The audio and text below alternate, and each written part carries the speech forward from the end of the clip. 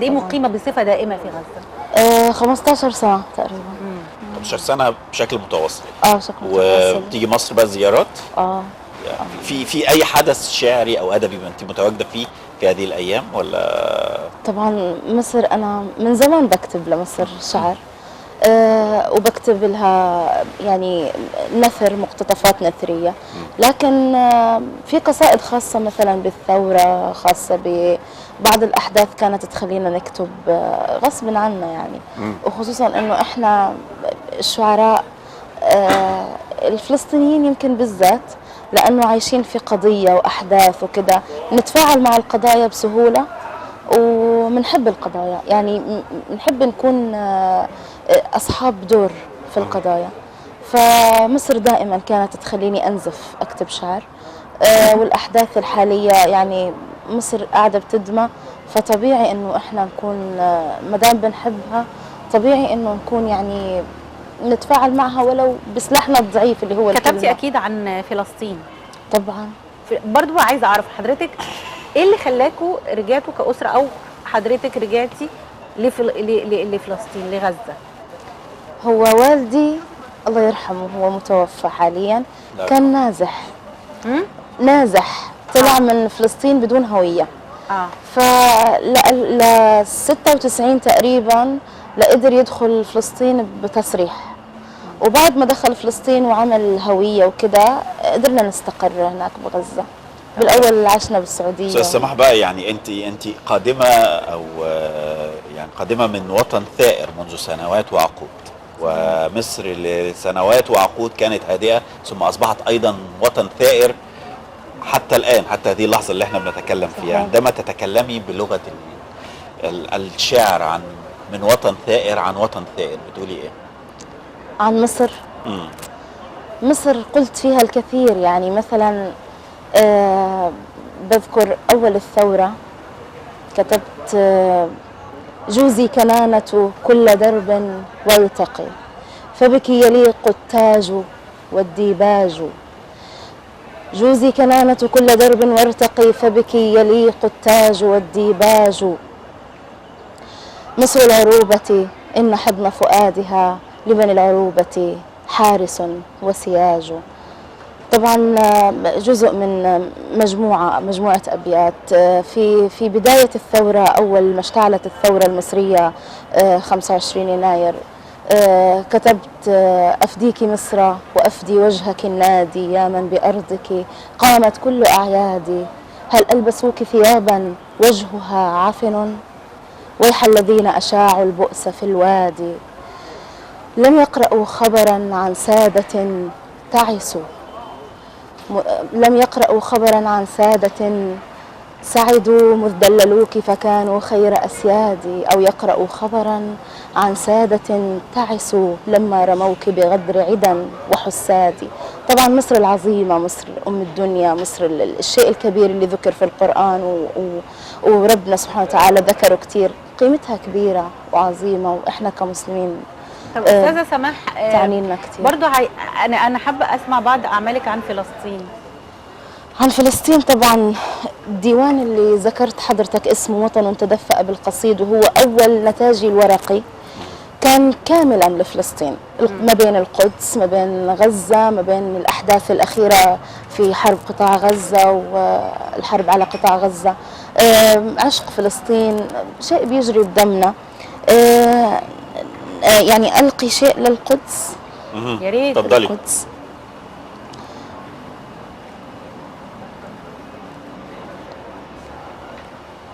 على أسوار القدس، على أبوابها انتفضت حروفي، مواويلا أغنيها لديها، إلى دمعاتها امتدت كفوفي لتمسح بالمحبة وجنتيها. نفضت البؤس عن وجه الأماني ورحت أطوف مرتحلا إليها. أيا قدساه ضمي قلب صب يتوق ولا يتوق سوى إليها، وبوسي روحه أمسى حزينا يذوب برفة من ناعسيها. سيحمل روحه في راح كفا يهيم على الزمان بناظريها. على أنغام شدو القدس ينهض حزني الباقي، تزيد إليه أشواقي فتحرق كل أوراقي. تطال ظلال وجداني وتعصر دمع أحداقي، وينهك جسمي المذبوح يهيم لأجل ترياقي، على أسوار طهر القدس يبهت لون أسفاري، فلا أمضي ولا يمضي زمان دون تذكاري، ولا أرسو ولا ترسو بوجه الموج أفكاري، فتحيا القدس في لغتي تزين كل أشعاري. الله. يمكن يعني بالنسبه لك ده اول كتاباتك، ده كان سنه كام يعني؟ أنا عشان تأخرت كتير في الإنتاج الورقي بحاول في كتبي أجمع ما بين، يعني هذا الكتاب فيه قصائد من 2004، ما بين 2004 و2009.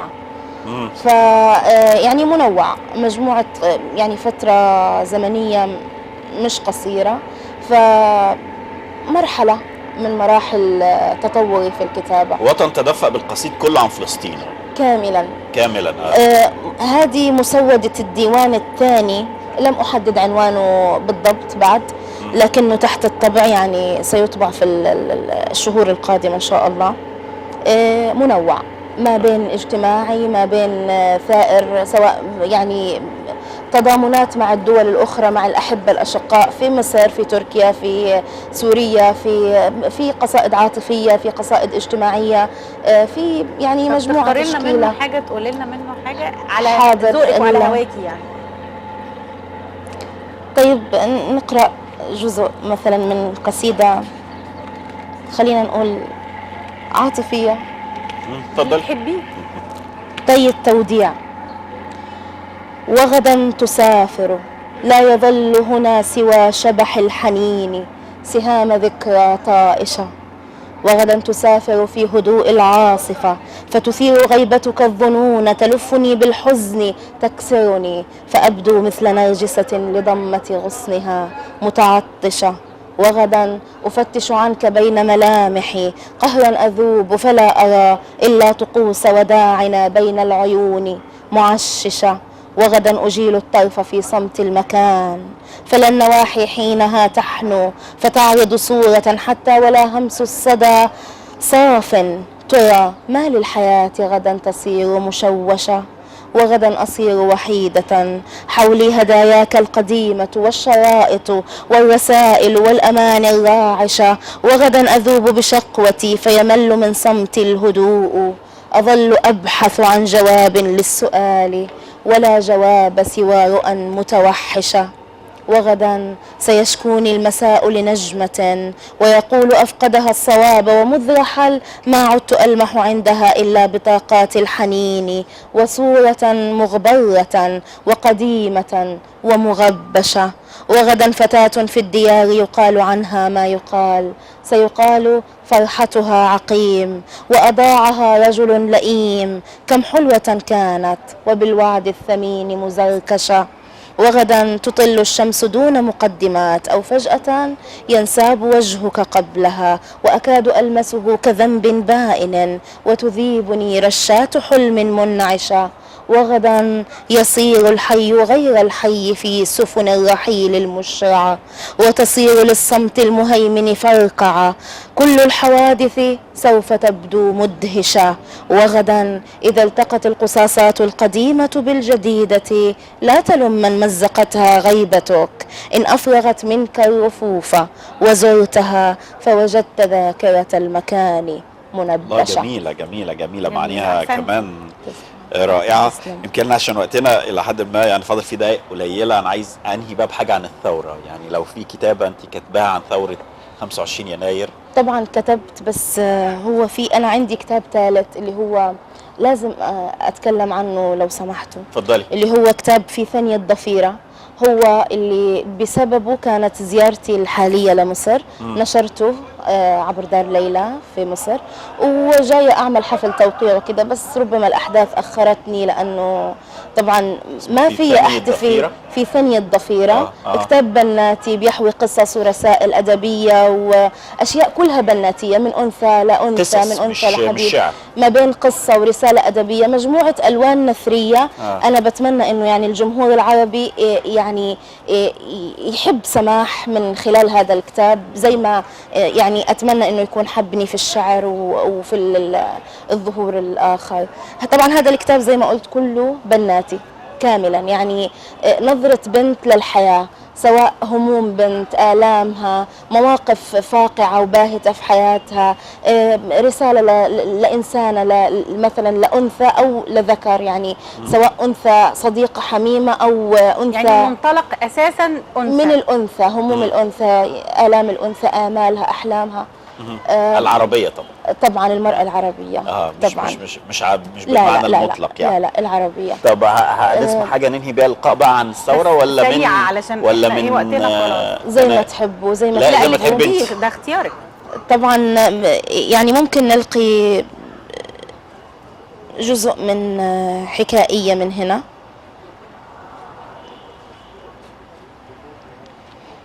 ناس في قصة لا كانت، بصي احنا قدامنا لا دقيقة لا بالظبط. لا قصة سريعة. سألقي سريعاً. منها يعني شيء كجزء كشكل من أشكال التشويق. أتمنى إنها تعجب قصة اسمها شيء لا يموت. ليس بين يدي الكثير لأقدمه لك، لكنني أضمن قلبا صنعت فيه الكثير بهيبة حزنك وعقوق وجعك. لا تفكري كثيرا، امنحيني فرصة فقط لنتقابل، ثم أطلقي العنان لمساحات قلبك وجلال عقلك، لعلك بحبك تهبين روحي الخلود، فإنني متشبع اعتقادا أن لن يموت قلب تحبه أنثى مثلك. التوقيع شريف. طبعا هذه قصة من قصص حلوة. في ثنايا، في ثانية الضفيرة. في ثانية الضفيرة. ثانية الضفيرة. بالضبط. يعني أنا بتخيل كل المواقف والأشياء، الأسرار الأنثى بتخبيها في تاجها اللي هو شعرها، زي دبابيس الزينة كده بتحطها في شعرها. جميل. آخر سؤال ممكن بسأله لك بس قبل ما ننهي. اتفضل. قد ايه يفرق مع الشاعر ان هو يبقى قادر على الإلقاء؟ في بعض الشعراء ما بيبقاش عنده قدرة على الإلقاء. ده بيفرق قد ايه مع الشاعر؟ هو إذا درب نفسه هيصير، لأنه الشاعر مدام بيكتب شعر يملك الإحساس، والإلقاء بيحتاج إحساس جنب مثلا قواعد اللغة العربية والأشياء الأخرى، بيحتاج إحساس وقوة شخصية. وهدول الشاعر اللي صنع المعجزة من الكلمة وأخرجها بالشكل الجميل قادر جدا يعني إنه يلقي الشعر، يتعلم إلقاء الشعر. فاللي بيلقي الشعر إنسان بيكون محظوظ، لكن اللي ما بيلقي قادر يتعلمه، قادر يملك هالأداء. كلمات جميلة، بشكرك جدا يعني على هذا اللقاء، ونتمنى التوفيق لآخر إصداراتك. وفي ثانية الضفيرة اسم جميل جدا، وأتمنى ليك التوفيق دائما، وأن احنا نستمتع دائما بكتاباتك الشعرية وأيضا النثرية. الكاتبة الفلسطينية سماح المزين. بنختتم معاكي لقاءنا النهارده، وبشكر كل مشاهدينا اللي تابعونا النهارده. ان شاء الله غدا تسعدوا مع فريق عمل جديد. بشكرك جدا يا دي. شكرا يا هاني. مشاهدينا الكرام، يا رب نكون جاوبنا على بعض تساؤلاتكم اللي